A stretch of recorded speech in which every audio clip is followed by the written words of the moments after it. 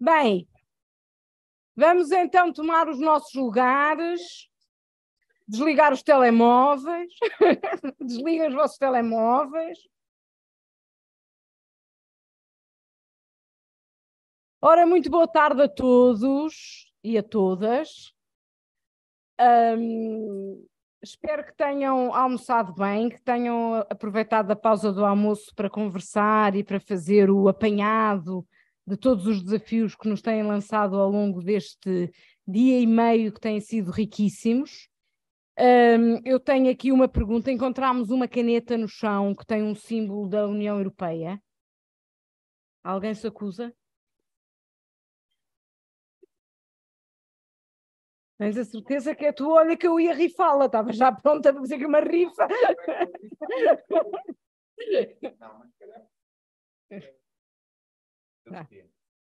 Vê lá. Ok. Vamos então dar início à sessão da tarde com mais um keynote speaker, que é o Dr. Olavo Correia, vice-primeiro-ministro e ministro das Finanças em Cabo Verde, que infelizmente não consegue estar presente, mas que não quis deixar de estar presente neste evento e vai nos falar a partir de Nova Iorque. Já temos o Dr. Olavo online? Podemos então projetá-lo, se faz favor? Ok.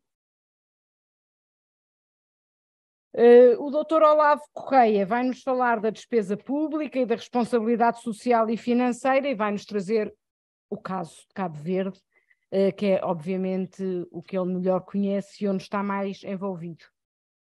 Consegues ver aí as ligações? Está tudo ok? Ricardo, podes pedir ao Dr. Olavo para ligar a câmara, por favor? Está? Ok. Qual a pergunta?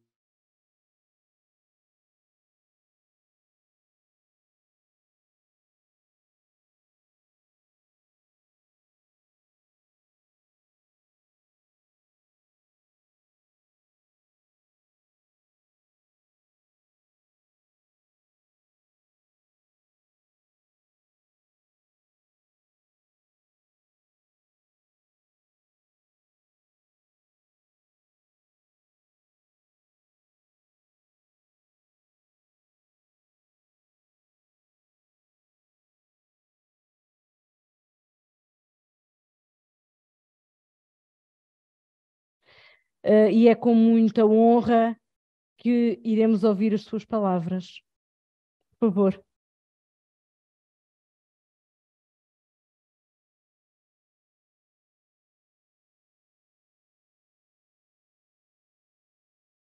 Tem o microfone desligado, não tem? Parece que tem. Eu não sei se ele me ouve. Está com o seu microfone desligado.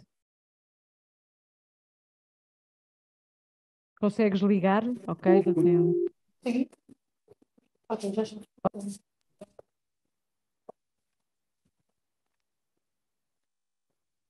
Muito boa tarde.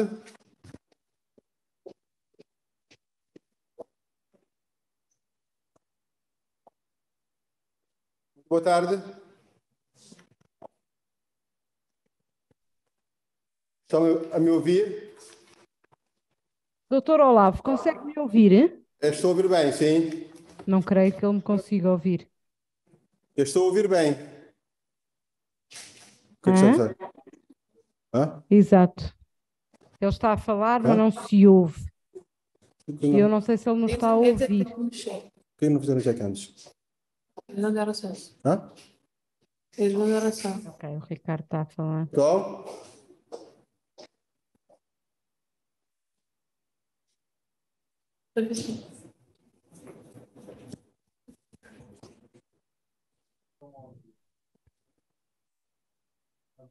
Muito boa tarde. Ok. Será que Muito boa eles tarde. têm o sistema de som corretamente ligado para o microfone? Muito boa tarde. Pois é que tem abrir.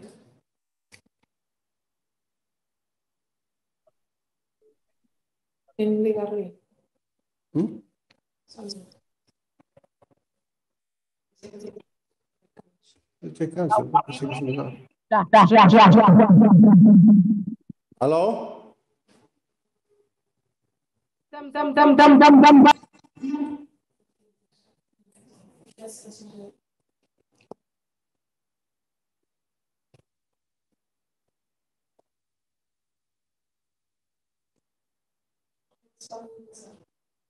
Olá, boa tarde. Estão a ouvir-me bem? Estou a dizer que posso avançar.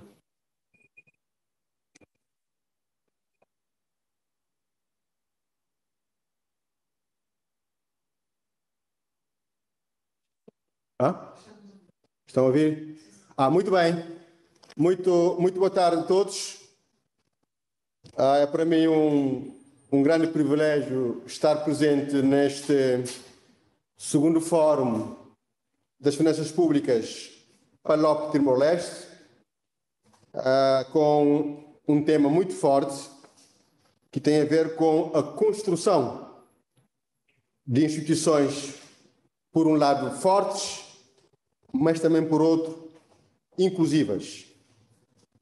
Quero parabenizar o PALOP Timor-Leste, também a União Europeia e todas as entidades parceiras, nomeadamente as Nações Unidas, o ISCTE e todos os oradores e participantes deste fórum sobre um tema de elevada criticidade e de elevada importância para Cabo Verde e para os países que fazem parte deste grupo, mas também para o mundo.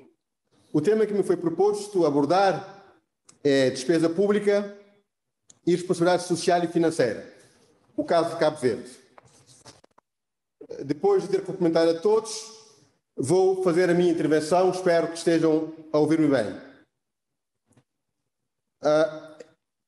Embora as retóricas dominantes económicas possam apontar nesse sentido, o Estado Constitucional, que é entendido em sentido amplo, mas também transnacional, não se cumpre apenas com a satisfação das exigências inerentes ao Estado de Direito e à democracia, mas reclama ao mesmo tempo e em acentuada proporção o cumprimento das demandas do Estado Social.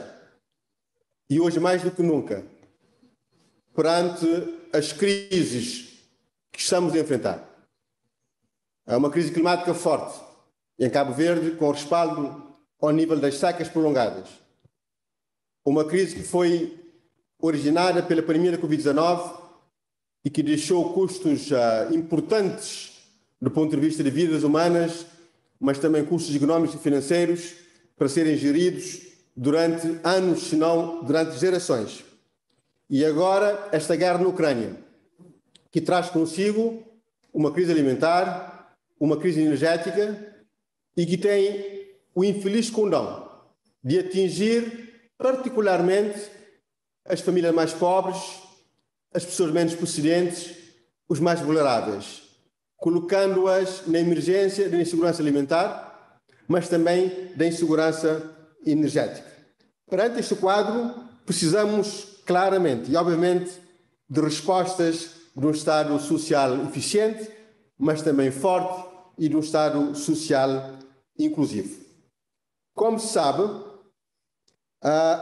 nós temos hoje, nos quadros constitucionais, uma série de imposições que refletem necessidades de natureza coletiva, como a saúde, a educação, mas também a proteção social, cujo cumprimento não pode deixar de ser visto como um imperativo jurídico inafastável, sob pena de se criar um modelo de existência meramente formal e até apelativo, mas carente de conteúdo. Em boa verdade, as pessoas são pessoas, as pessoas querem ser felizes e as pessoas merecem ter acesso aos bens essenciais, que são bens essenciais universais que devem ser providos por um Estado bem gerido, bem governado e por um Estado responsável. Na verdade, viver numa estrutura societária na qual as leis são claras e determinadas, a administração tem de observar as leis e cumprir as leis, as decisões dos tribunais devem ser respeitadas e todos votam, como é evidente, de forma livre, E isso não significa muito se não existir concomitantemente um Estado que cuide. Um Estado que cuide da saúde básica, um Estado que cuide da educação, um Estado que cuide da formação, um Estado que cuide da qualidade e da proteção, e um Estado também que ajuda no acesso ao emprego e na velhice, um Estado que ajuda as pessoas a serem felizes. O cumprimento dessas imposições e a satisfação dessas necessidades, porém, podem revelar-se extremamente problemáticos, contribuindo para tal a inevitável escassez de recursos. Ou seja, para além das vontades, para além da vontade política, é fundamental que tenhamos recursos financeiros e orçamentais para podermos garantir o provimento desses bens essenciais universais que eu referi. Por isso, nós estamos perante uma necessidade de gestão crescente nestes últimos anos, que deve ser feita com respeito e com observância das regras da legalidade, das regras da eficiência, das regras da transparência, ou, numa expressão sintética, ser feito de acordo com o imperativo do interesse público. O orçamento do Estado e a gestão pública devem ser feitas em função do interesse público. Então, aqui radica a verdadeira conexão entre finanças públicas e responsabilidade. E responsabilidade e finanças públicas. A utilização dos dinheiros públicos só pode ser efetuada com observância das finalidades para que os mesmos são pensados e obtidos, em rigor, na maior parte das vezes, arrecadados sob a forma de impostos ou outras formas onerosas, com base num quadro que é capaz de promover o desenvolvimento, mas também o respeito pelo interesse público, assim como o acesso aos bens essenciais. Por isso é que a sustentabilidade e finanças públicas responsáveis ganham uma importância acrescida no nosso quadro de gestão, sobretudo em relação ao presente e em relação ao futuro. O incumprimento deste quadro deverá obrigar, como é evidente, a caminharmos para uma situação de insustentabilidade das finanças públicas, colocando em causa a capacidade do Estado em ser um Estado social eficiente e um Estado social responsáveis.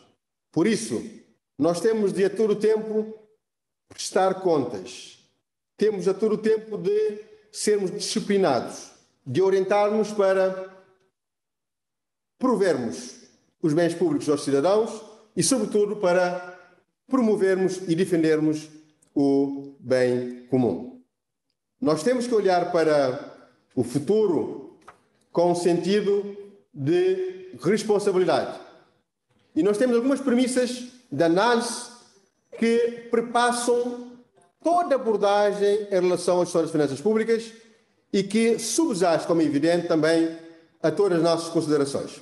Desde logo, penso que é indispensável localizar o tema no quadro de uma adequada teoria das finanças públicas.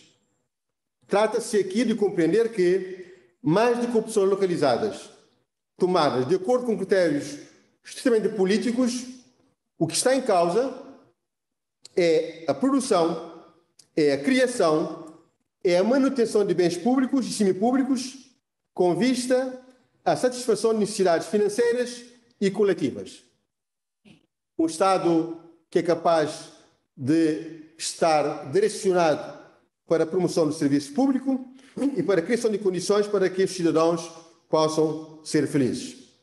Esses bens, como hospitais, centros de saúde, estradas, universidades, segurança, escolas, prestações sociais, evidentemente não são produzidos a custo zero, porque não há nada gratuito, mesmo que por definição o custo é gratuito para alguns, outros têm de pagá-los. Por isso, o que está em causa é que temos de garantir o financiamento por forma a que o Estado social seja um Estado responsável. Neste contexto, gostava de salientar que construir o bem comum é em questão como é evidente, não é suficiente para satisfazer as necessidades, sendo igualmente indispensável projetar a sua manutenção e conservação em termos de utilização futura, bastando pensar, por exemplo, na longevidade dos equipamentos, como um hospital, ou uma linha de caminho de ferro, ou em todas as infraestruturas físicas, como portos, aeroportos, estradas. Temos de olhar não só para a sua construção, mas também para a sua manutenção. Em segundo lugar, gostava de referir que a meta lucrativa dificilmente poderá ser estabelecida como sendo o orientador ou farol para a produção desses tipos de bens. Isso porque as componentes sociais e jurídicas que atravessam o fornecimento de bens públicos e semipúblicos, na maior parte das vezes, não se compaginam com a viabilidade na sua produção. Pois estamos a falar de equipamentos e prestações cuja oferta e cuja procura não se regem pelos tradicionais critérios do mercado em termos de se poder fixar um preço em função do custo da produção ou das variações daquelas. Por exemplo, em Cabo Verde, nós temos várias ilhas com pouca dimensão populacional. Ilhas com 8.000 habitantes, com 6.000 habitantes ou até com 4.000 habitantes.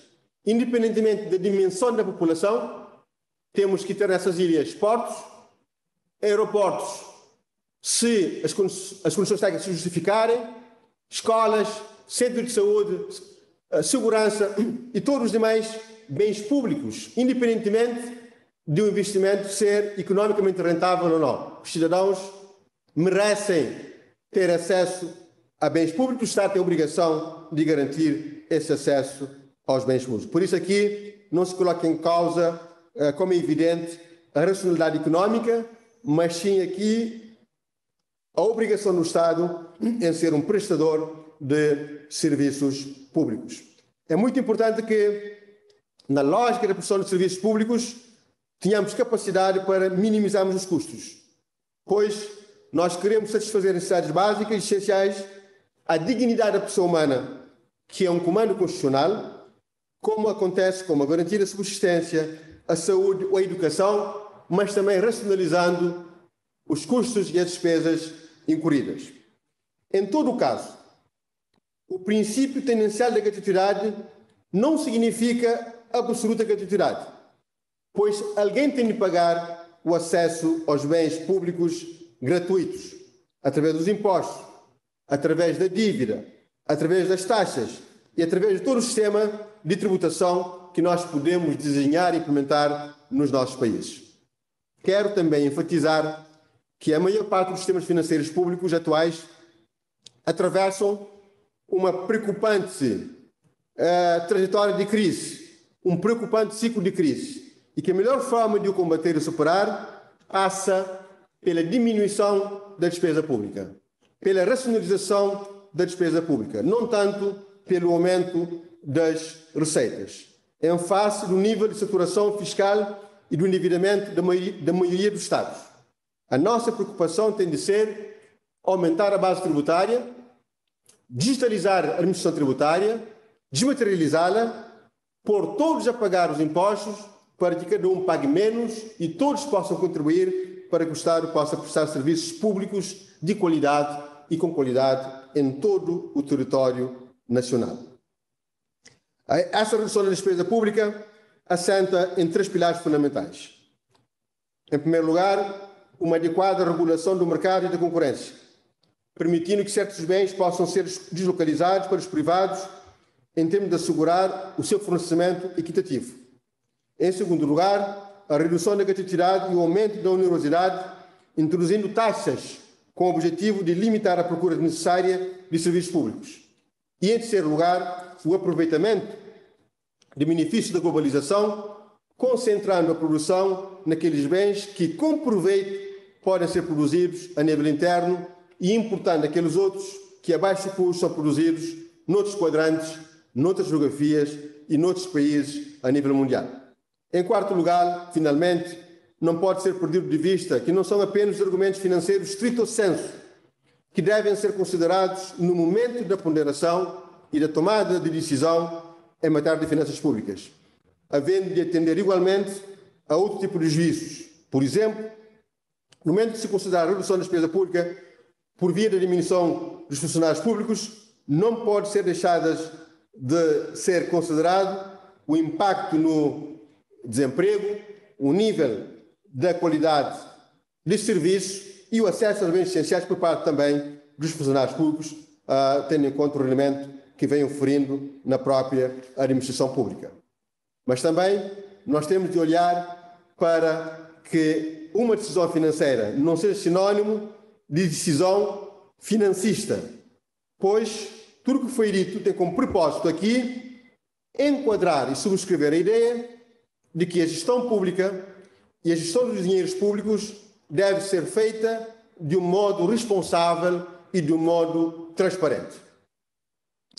E gostava agora de abordar o tema da responsabilidade. O correto enquadramento da ideia da responsabilidade não pode deixar de ser efetuado sem um enquadramento no discurso, nos domínios da escolha da direção da conduta humana. Com efeito, apenas será correto dizer que alguém é responsável por algo se esse alguém, em algum momento, puder escolher um caminho e seguir de entre vários. O que equivale a defender que, de um ponto de vista teórico, a teoria da responsabilidade se enquadra no domínio mais vasto da teoria da ordenação da vontade. Nesta moldura lógica, fala-se em pautas da ação humana, isto é, padrões de comportamento que servem de parâmetros aferidor da validade das condutas, permitindo afirmar se estas são boas ou más, valiosas ou desvaliosas, num contexto de escolhas e seleções, sacrifícios e renúncias. Tendo presente essas coordenadas, pode avançar-se com uma proposta de noção de responsabilidade meramente operativa para estes propósitos, nexo entre determinado ator e resultado das suas ações. Nesse sentido, um sujeito atuante será responsável se puder ser chamado a contas pelos seus próprios atos, o que pressupõe, por um lado, que ele determinou a si mesmo atuar e, por outro lado, que ele poderia ter optado e atuado de outro modo. Intui-se claramente que a noção de responsabilidade, na maior parte das situações, comporta duas dimensões distintas, mas sobrepostas e comunicáveis entre si, que eu gostava de partilhar. Uma, que é íntima e psicológica, que se legitima por si mesma, e aqui chamaremos de dimensão moral. Prestamos conta, em primeiro lugar, a nós próprios. Outra, que é externa e jurídica, que já necessita do processo de legitimação anterior ao sujeito e resultante, como é óbvio, para uma visão completa. Ou seja, nós temos de prestar contas às entidades de controlo e de controlo externo, nomeadamente Inspeção Geral de Finanças, Tribunal de Contas, entidades de regulação de aquisições públicas e demais entidades que atuam para controlar e para fazer seguir todo o cumprimento em termos de normas e de quadros legais devidamente aprovados e aplicáveis. Do ponto de vista subjetivo, é possível falar-se numa responsabilidade individual por oposição a uma responsabilidade coletiva, consoante o juízo de valoração dos atos tenha por referência o destinatário, um sujeito determinado e individualizado, ou uma pluralidade de agentes, uma coletividade ou uma comunidade, com seus membros indistintamente vistos. De consideração destas duas dicotomias classificatórias, é possível retirar um conjunto de quadros possíveis de opções abstratas e de imputações de resultados da ação. Desde logo, a responsabilidade jurídica coletiva importa desde já assumir, sem hesitações, que se rejeita qualquer espécie de individualismo externo, colocando a centralidade exclusivamente no indivíduo e na sua ação, glorificando e oscurizando os outros, advogando aqui a amplificação dos direitos e das opções, criando as condições para que haja controlo externo e para que a sociedade tenha confiança naqueles que atuam utilizando os dinheiros públicos, seja arrecadando as receitas, como também realizando despesas.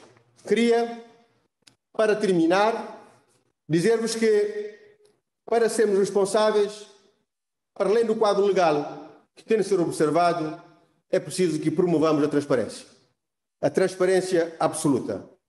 Por isso, é muito importante que Cabo Verde e os demais países que fazem parte dos Palopes e Timor-Leste possam avançar para o portal da transparência, para as compras públicas eletrónicas, para a faturação eletrónica, para o sistema integrado de gestão do património do Estado, georreferenciado, para um sistema integrado de gestão do setor empresarial do Estado, para uma lei efetiva que promova a transparência na gestão das finanças públicas, para um Sistema Nacional de Investimentos, para um Sistema Integrado de Gestão Orçamental e Financeira do Estado, mas também dos municípios, mas também para a criação de um quadro institucional que garanta boa governação da coisa pública.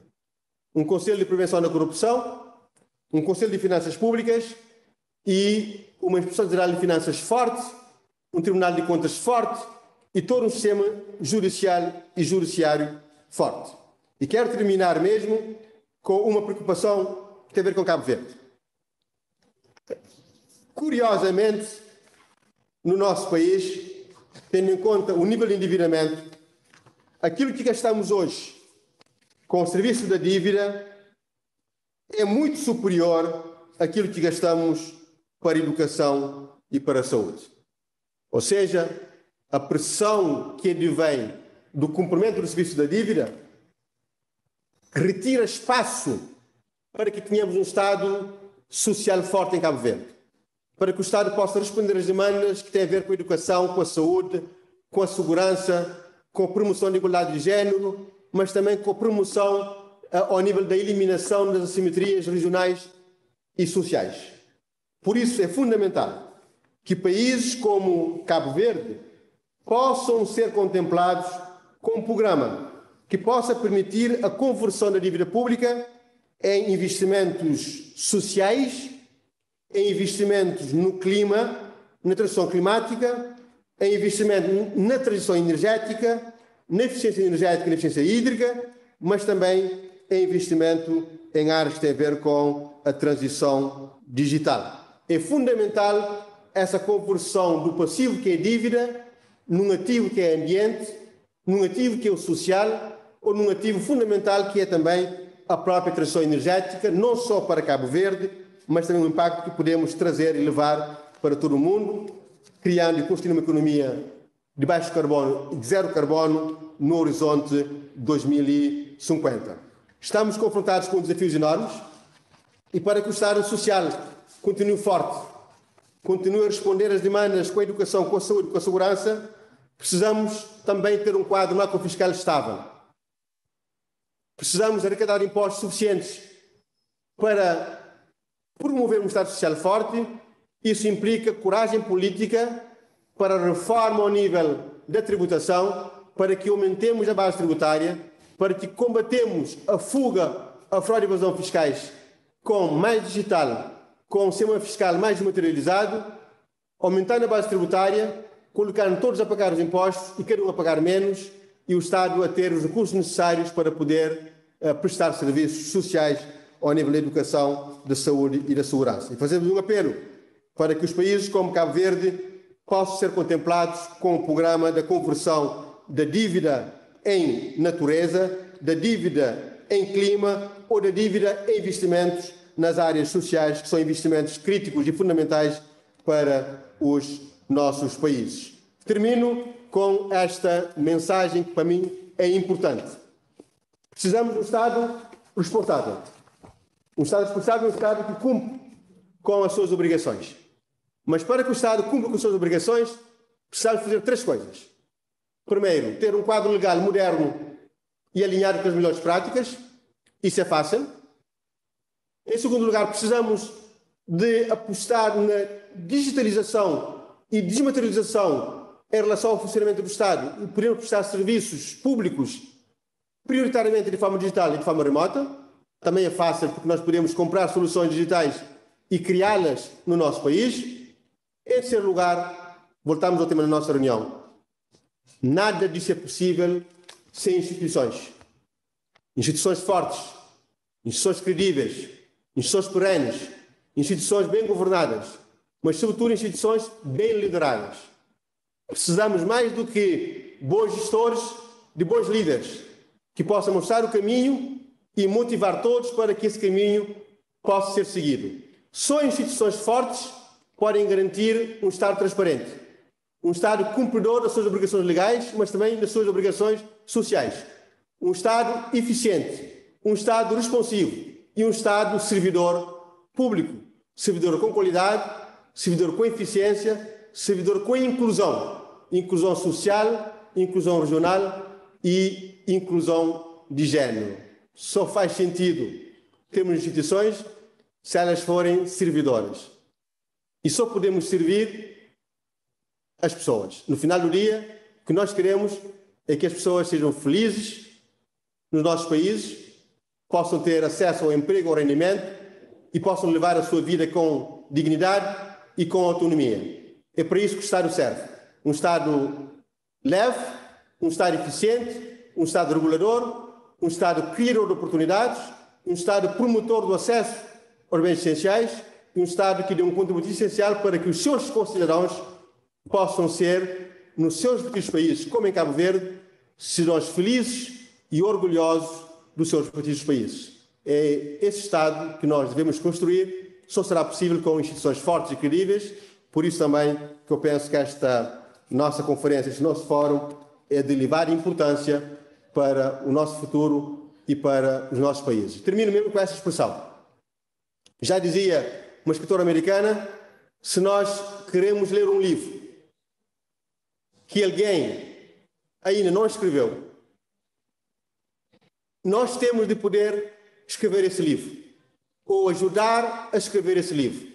Então todos estão convidados a ajudar a escrever esse livro num Estado transparente, num Estado bem governado, num Estado responsável, num Estado eficiente e num Estado com instituições fortes, perenes, bem governadas e bem lideradas.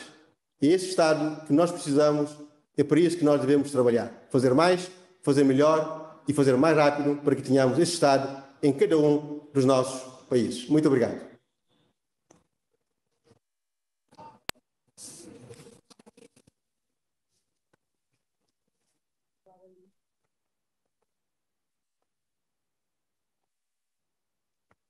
Caro Dr. Olavo, muito obrigada pelas suas palavras. Eu não sei se terá disponibilidade para que se abra algum debate na sala. Sim, podemos. Ele não me está a ouvir.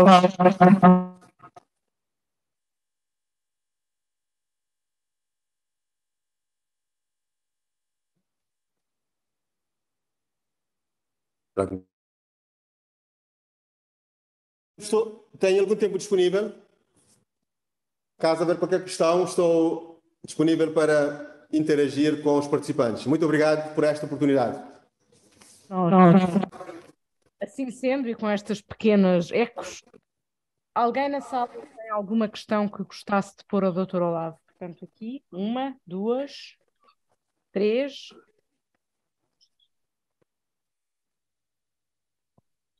Muito obrigado. E eu queria, antes de mais, felicitar o Dr. Olávio. Está a ouvir? Sim, estou a ouvir. Eu queria felicitar o Dr. Olávio pela comunicação muito sintética, mas que acaba por fazer um retrato daquilo que é a característica da maior parte das economias africanas, nomeadamente, muito particularmente no que tem a ver com as finanças públicas. Eu queria colocar uma questão. Perante os constrangimentos em termos de mobilização de recursos, aliado a isto, a questão do déficit primário, será que aqui podemos falar do Estado social responsável? Obrigado.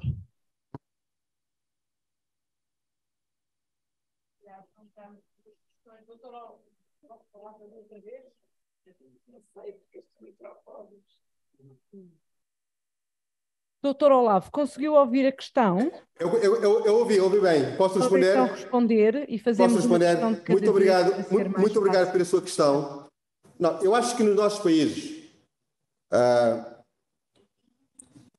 a irresponsabilidade, se eu posso usar essa expressão, está do lado das autoridades. Porquê? Porque elas são complacentes com a fuga, a fraude e a evasão fiscais. Nós temos uma base de tributação em percentagem do PIB no nosso país que é baixíssima. Cabo Verde tem uma taxa de 20%, ainda assim elevada, mas na maior parte dos países africanos estamos a falar de uma taxa de 7%, 4%, 5%. E nós temos a obrigação de montarmos uma máquina e um quadro legal que é capaz de colocar todos a pagar e cada um a pagar menos. E se nós conseguirmos pôr isso a funcionar, teremos capacidade para mobilizarmos recursos e para investirmos no social. Porque isso não pode ser à custa do endividamento.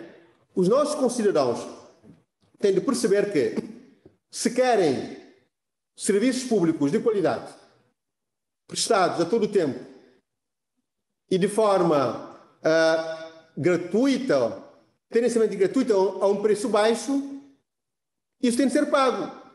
E não pode ser pago com recurso à dívida de forma permanente. Tem de ser pago por cada um de nós, através de uma política tributária que os governos têm a obrigação de poder montar.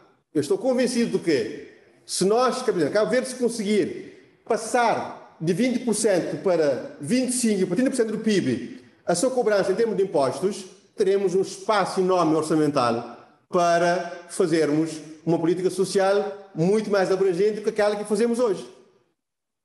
Se os parceiros internacionais também acreditarem no nosso país e puderem fazer uma conversão da total dívida pública em ativos sociais, teremos mais passos ainda.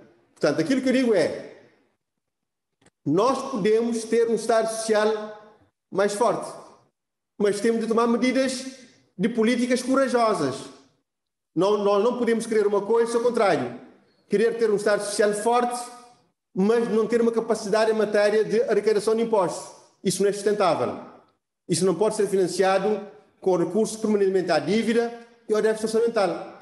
Chegamos a um momento em que nós estaremos perante uma incapacidade de cumprirmos com as nossas obrigações. Resumindo, é possível um Estado social mais forte dos nossos países, mas temos que ser corajosos para tomarmos medidas que são corajosas. Medidas para aumentar a base tributária, para acabar com a fuga fora e evasão fiscais e para sermos mais racionais na utilização dos dinheiros públicos, combater e eliminar a corrupção e ter uma gestão racional das despesas públicas e ao nível da utilização dos recursos públicos. Tudo isso depende de uma coisa simples.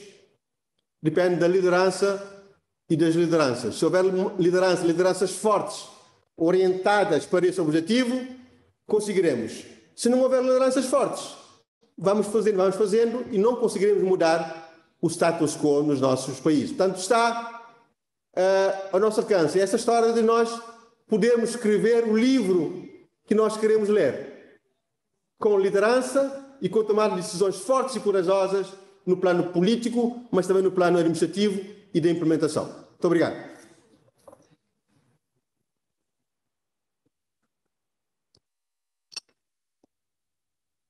Eu penso que tínhamos aqui mais 2 ou 3 questões. Eu creio que aqui... Muito obrigada. Cumprimento o Sr. Vice-Primeiro-Ministro. Felicito pela brilhante apresentação. Dizer que de manhã eu tinha que colocar uma questão em relação à contratação pública.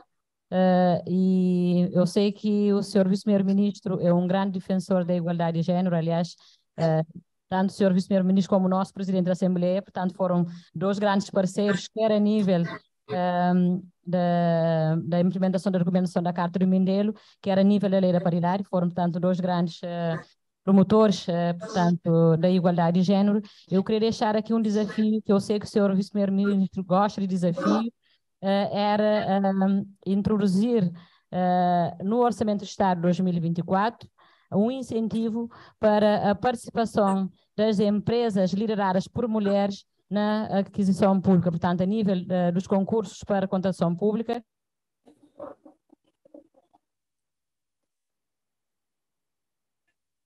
Sim, estou a ver um corte.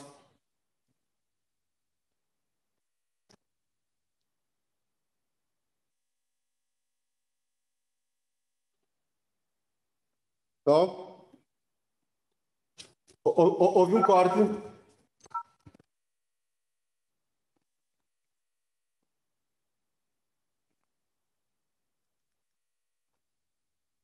Houve um corte. Africano de Desenvolvimento foi lançado uma linha para, a nível da África, as mulheres terem acesso a esse fundo e terem, portanto, maior disponibilidade para fazer a apresentação das suas propostas. Então, no sentido que eu lanço esse desafio ao Sr. Vice-Primeiro-Ministro, que eu sei que é, portanto, para o promotor de igualdade de género, é tanto um grande impulsionador das atividades que concorram para o Estado social responsável que disse e que está a fazer em Cabo Verde. Também se pode aqui apresentar para a plateia a experiência que fez na apresentação do Orçamento do Estado 2023, onde foi aprovado, portanto, a taxa turística para permitir a criação do fundo especial, do Fundo Mais, para combater a pobreza extrema. Portanto, mostra como é que o governo está empenhado em combater a pobreza extrema e eu penso que também poderia partilhar essa experiência aqui com os demais presentes. Muito obrigado. Muito obrigado pela questão que coloca.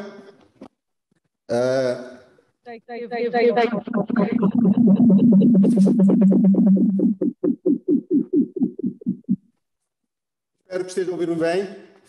Ouvi bem a questão que a minha colega amiga Lúcia do Espaço. Sr. Olavo, eu sei que teve um corte no início da pergunta. Conseguiu... Eu percebi. Tinha a ver com o Sr. Ministro abraçar o desafio de introduzir mecanismos de permitir que empresas, startups e microempresas de mulheres possam ter mais facilidade em ir aos concursos de contratação pública. Muito bem. Muito obrigado pela questão colocada. Percebi bem a questão.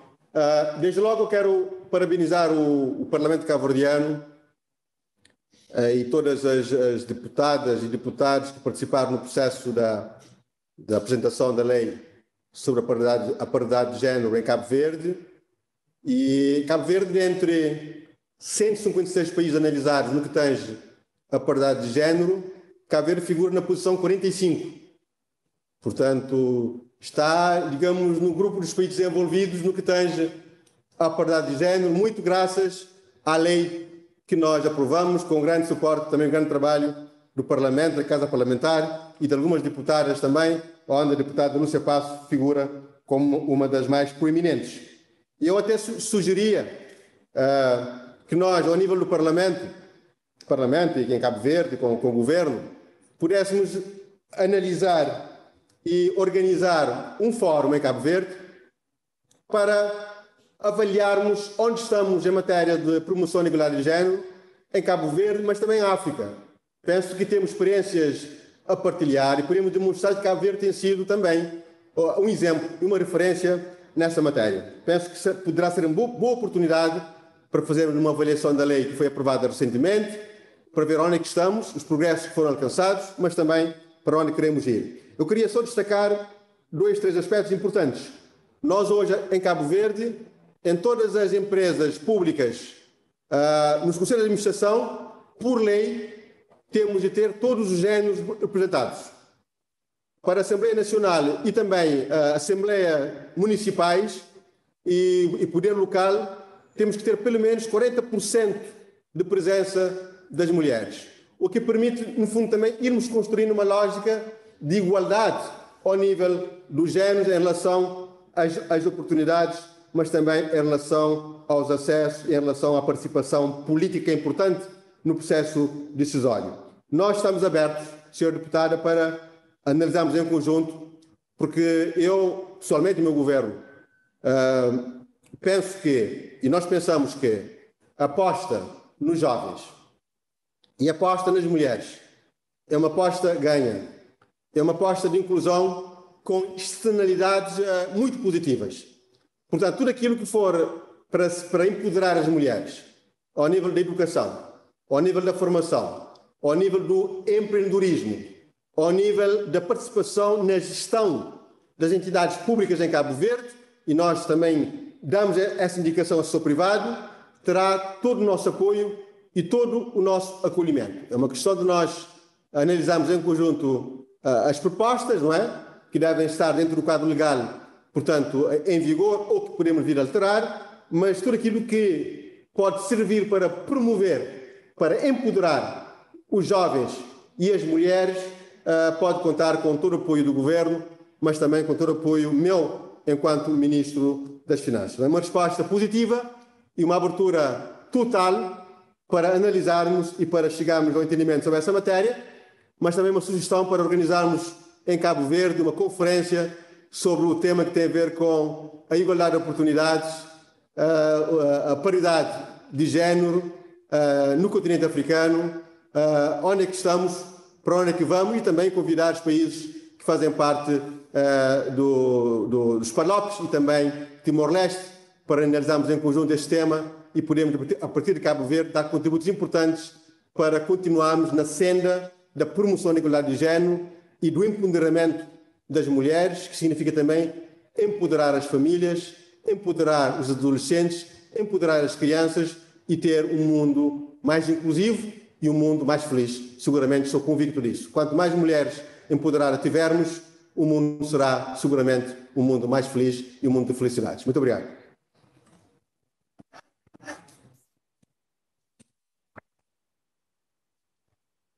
Muito obrigada de todo o auditório e principalmente de Cabo Verde. Ontem tivemos a oportunidade de ter aqui um painel muito interessante justamente sobre estas questões de género, onde claramente ficámos a compreender que Cabo Verde, mas África no seu todo, estão muito avançados nestas questões do género e da sua inclusão em toda a área das finanças públicas. Eu diria que nós podemos aceitar mais uma questão antes de depois termos que encerrar este painel. Eu penso que está ali. Há ali outra também daquele lado. Se calhar vai para ali desta vez. Boa tarde a todos. Boa tarde. Dr. Carlos Correia, Olavo Correia. Sim. Fico bastante lisonjeado pela sua abordagem. Cirineu Renner Santo Tomé e Príncipe, chefe do Departamento Mental, mestre em Contabilidade pelo Esquité. Portanto, eu por acaso retive alguma abordagem. No entanto, há uma regra de ouro nas finanças públicas e diz que as despesas, o déficit orçamental não deve ser superior à despesa de investimento público, sobretudo despesa de capital. E reparei, de acordo com a sua abordagem, que há um fardo relativamente à dívida pública. Como é que consegue, a nível de reforma, implementar uma reforma a nível do setor social, sobretudo a educação e saúde, certo? Como é que consegue reverter este fardo no investimento a nível do setor social a curto e médio prazo? Muito obrigado.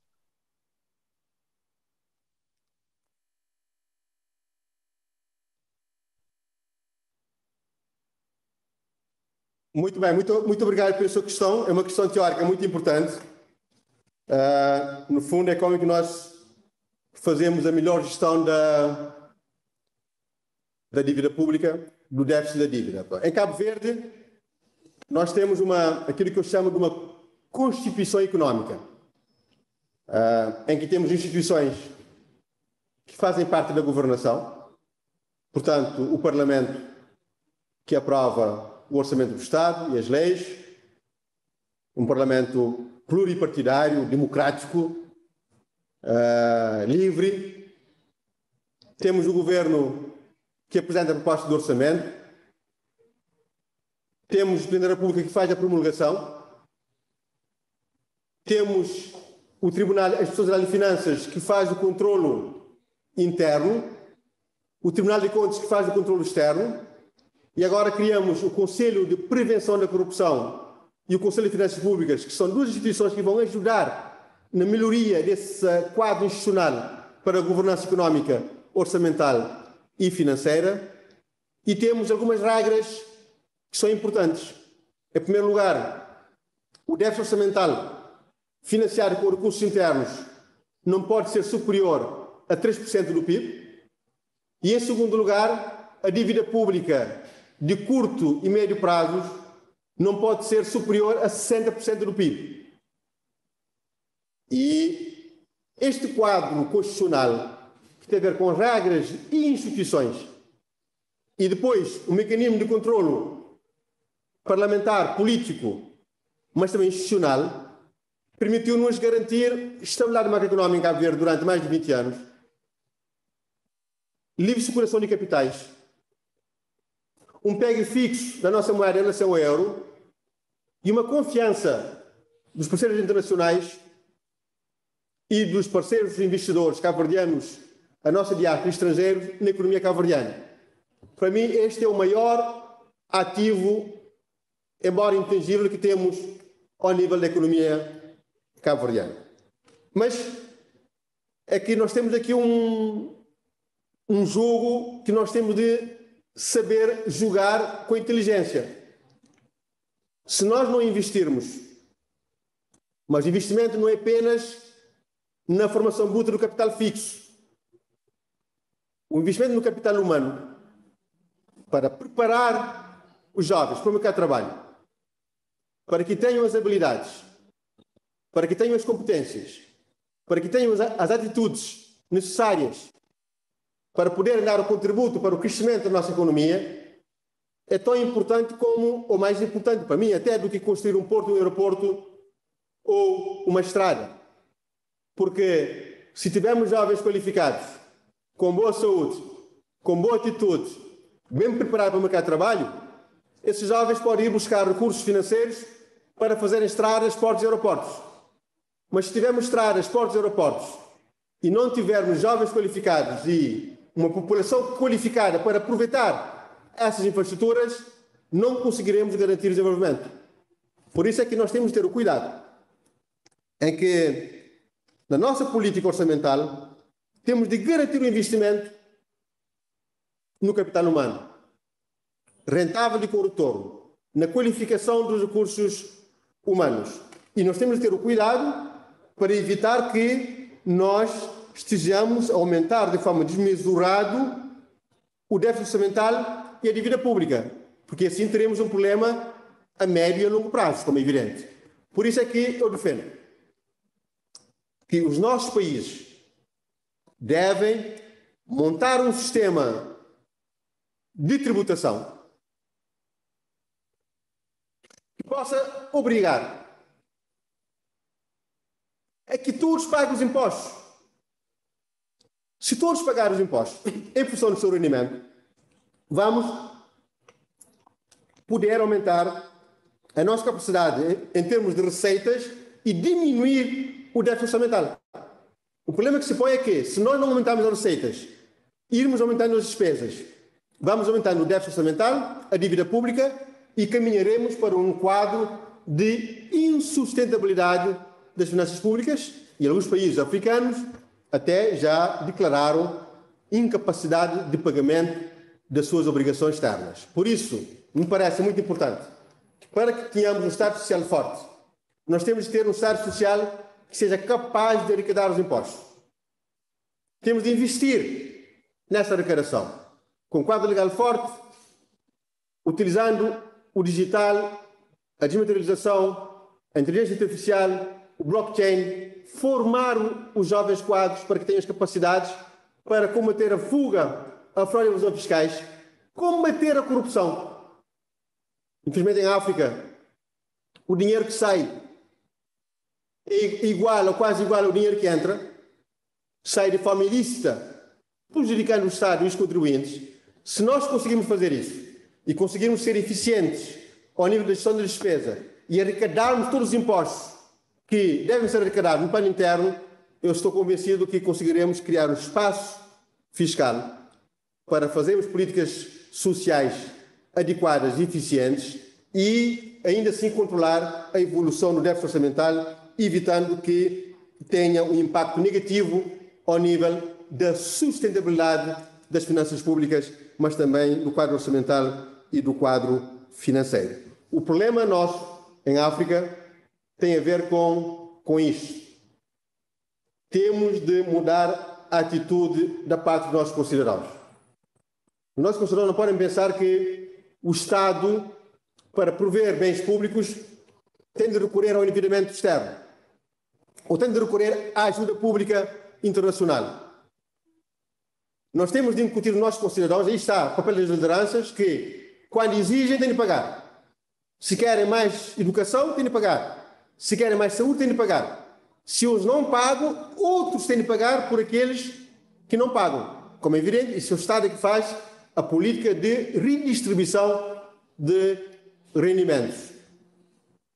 Para que isso aconteça, é fundamental liderança, para mudar o status quo.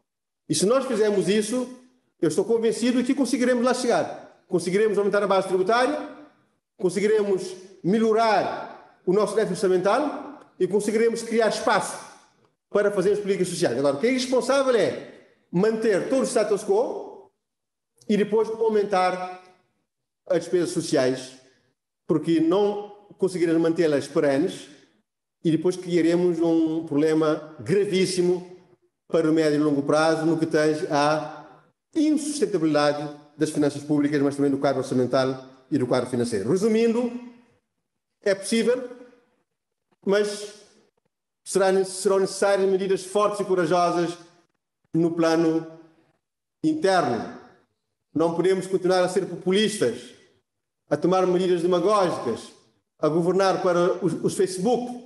Temos de ser líderes verdadeiros e demonstrar o caminho e mobilizar a nação para fazer acontecer, e com isto podemos continuar a investir no social, porque tem retorno, e depois dentro de um quadro macroeconómico que garanta estabilidade macroeconómica, previsibilidade macroeconómica e sustentabilidade macroeconómica a médio e longo prazo. Nós temos conseguido fazer isso com muito esforço e vamos continuar a fazer um esforço para garantir que consigamos compatibilizar as duas coisas.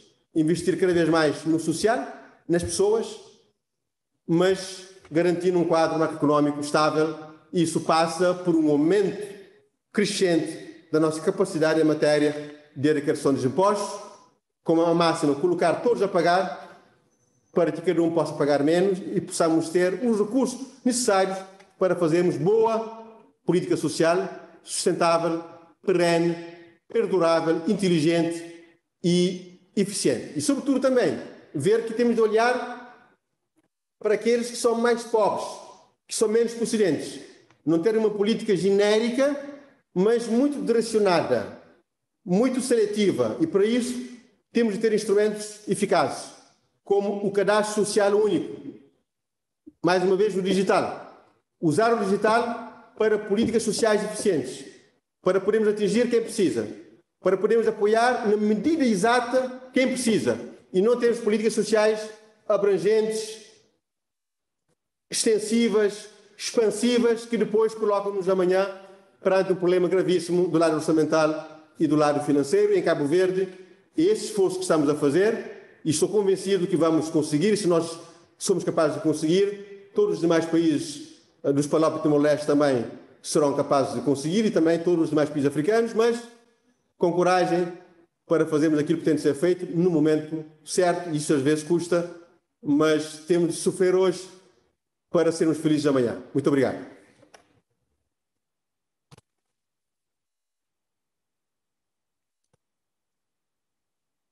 Muitíssimo obrigada pela sua intervenção e pela resposta clara às perguntas que aqui lhe foram colocadas. Nós por aqui vamos continuar a sessão. Se tiver disponibilidade de nos continuar a ouvir, vamos ter agora uma mesa redonda sobre a participação do público na governação económica nos Palop TL, e que me parece ser também um instrumento importante para todo o trabalho que está a ser feito em Cabo Verde. Muitíssimo obrigada e até já.